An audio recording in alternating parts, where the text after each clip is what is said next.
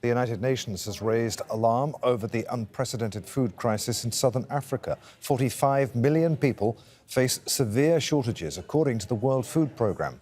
Years of drought, widespread flooding and economic turmoil are being blamed for the emergency. The 16 countries in the region have had a normal crop season only once in the last 5 years. Zimbabwe is the worst hit, with 7.7 million people, that's half the population, suffering severe food shortages. And 1/5 of the population in Zambia, a regional breadbasket, is struggling to feed itself. Gerald Bourke is the spokesperson for the World Food Programme for Southern Africa. He joins us now live from Johannesburg. Good to have you with us, Gerald. Is this a new problem? I mean, surely, as we said, years of drought and widespread flooding and economic turmoil are being blamed for this current emergency. When did it start?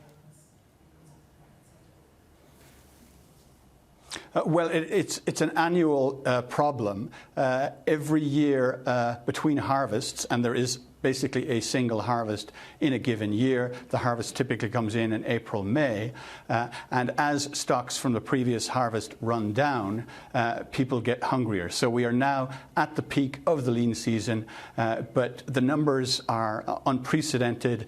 45 million is a record, so it is a crisis of dramatic proportions. All right, so what's it going to take to fix it? Money, I suppose.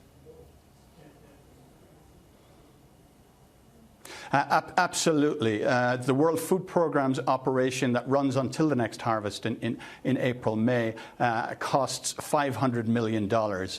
We have secured just $200 million of that, so we need pledges urgently because it can take weeks, if not months, for a financial commitment to translate into food on the ground.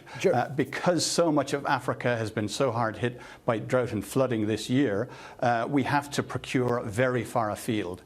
So there are very long lead times between procurement, shipment and arrival of food in country. You say you need pledges. From whom, Gerald?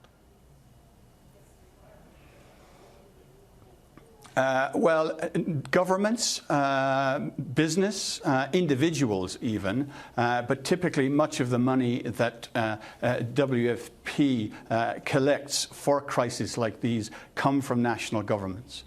So we need them to step up, step in very quickly. What are the prospects then of getting this sorted in time for what you said, April, May?